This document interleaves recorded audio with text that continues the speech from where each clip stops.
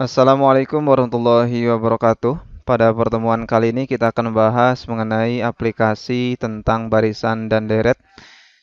Kalau sebelumnya kita sudah membahas mengenai pertumbuhan dan peluruhan, kali ini kita akan membahas mengenai bunga tunggal dan bunga majemuk. Di sini ada tiga soal. Soal pertama dan soal yang kedua tentang bunga tunggal dan ketiga ini tentang bunga majemuk. Adapun pengertian dari bunga tunggal itu adalah bunga yang diberikan hanya untuk sejumlah uang yang ditabungkan, dapat berupa modal awal ataupun pinjaman awal, sedangkan bunganya tidak berbunga. Untuk bunga majemuk, definisinya adalah bunga yang diberikan tidak hanya pada uang yang ditabungkan, tetapi bunganya juga. Jadi perbedaan bunga tunggal dan bunga majemuk adalah terletak pada bunga, yaitu kalau bunga tunggal bunganya tidak berbunga, kalau bunga majemuk bunganya nanti dimasukkan lagi untuk dihitung bunga, bunganya berbunga kalau majemuk. Untuk lebih jelasnya kita masuk ke contoh soal yang pertama tentang bunga tunggal. Paman mendepositokan uang 100 juta rupiah di bank dengan bunga 3,6% per tahun dan bunga setiap bulannya akan dikirim bank ke rekening tabungan paman selama 10 bulan. Di sini pertanyaannya itu adalah jumlah uang paman setelah dia mendepositokan uang itu selama 10 bulan. Sebenarnya kita punya rumus untuk menentukan rumus bunga tunggal yaitu MN sama dengan M0 dikalikan dengan 1 ditambah N kali P, di mana MN itu adalah jumlah deposito setelah periode tertentu, bisa bulan, bisa tahun, bisa 2 tahun, bisa juga triwulan, tergantung dari periode yang ada dalam soal. M0 itu adalah deposito awal. Kalau di sini 100 juta rupiah. 1 itu konstanta, N itu periodenya.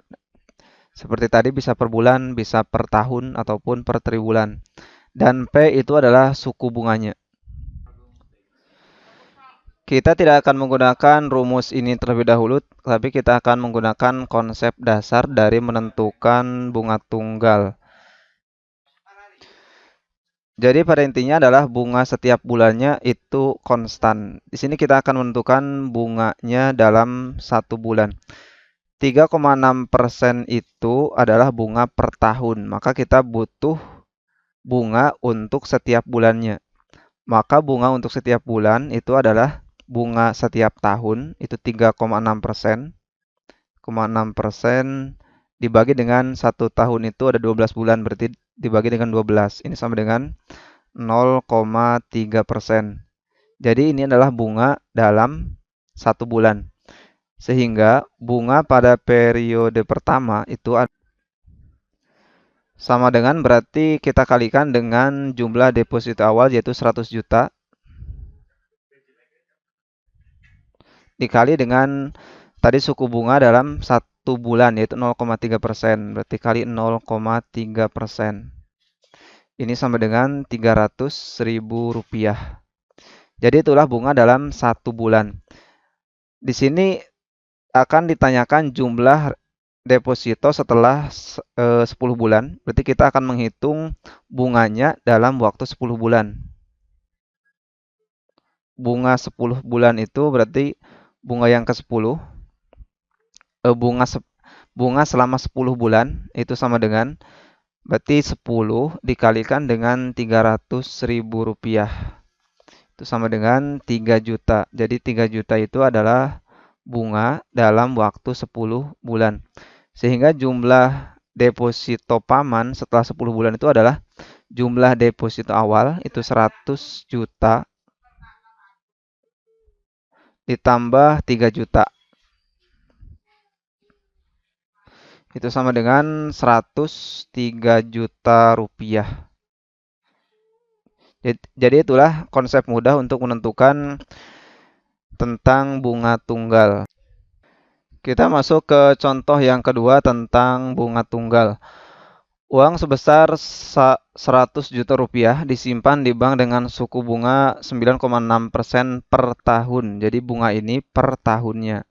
Dengan sistem bunga tunggal yang dibayarkan setiap bulan. Dibayarkannya setiap bulan.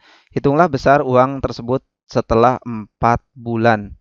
Jadi dia pertama punya 100 juta rupiah dan suku bunga per tahunnya 9,6%. Maka suku bunga per bulannya adalah 9,6% dibagi dengan satu tahun itu kan 12 bulan, berarti dibagi dengan 12. Ini sama dengan 0,8%. Berarti ini bunga per bulannya itu 0,8%. Maka untuk menghitung bunga dalam satu bulan, bunganya adalah sama dengan jumlah tabungan awal 100 juta rupiah dikali dengan suku bunganya 0,8%. Ini sama dengan 800.000 rupiah. Maka hitunglah besar uang tersebut setelah 4 bulan. Maka kita hitung dulu bunga setelah 4 bulan. Berarti tinggal 800.000 dikali dengan 4. Ini sama dengan 3.200.000. Itulah bunga dalam 4 bulan. Maka uang yang ditabungkan setelah 4 bulan itu jumlahnya adalah jumlah uang awal yaitu 100 juta. Maka sama dengan 100 juta ditambah 3.200.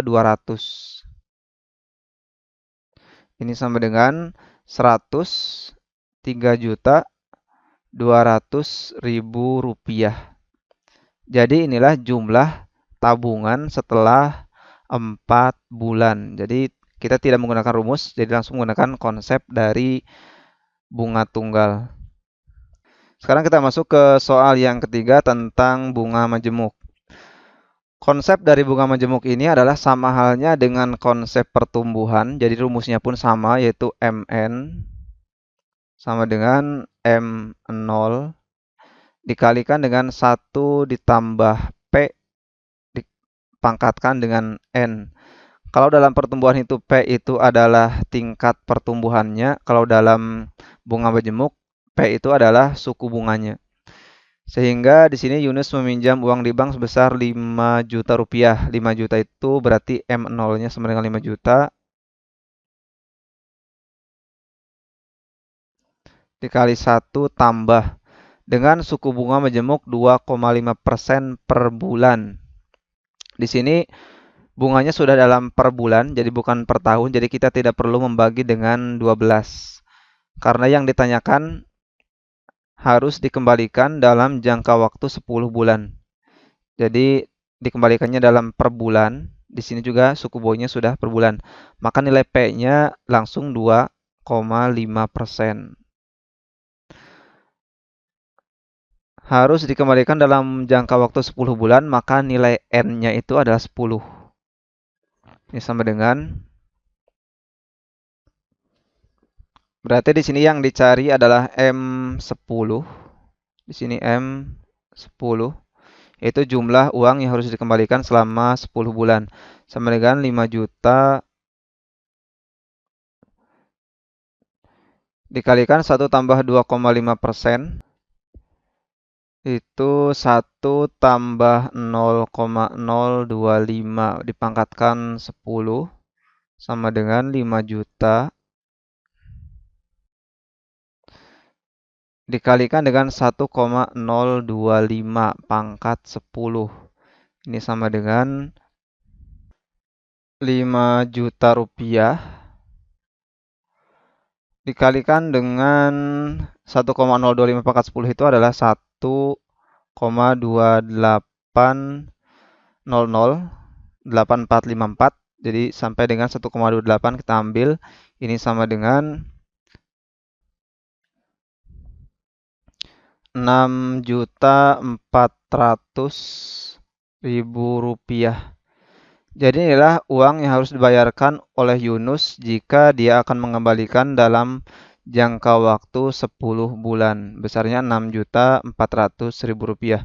Jadi intinya konsep dari bunga majemuk itu sama halnya dengan konsep dari pertumbuhan, maka kita menggunakan rumus yang sama persis dengan rumus pertumbuhan.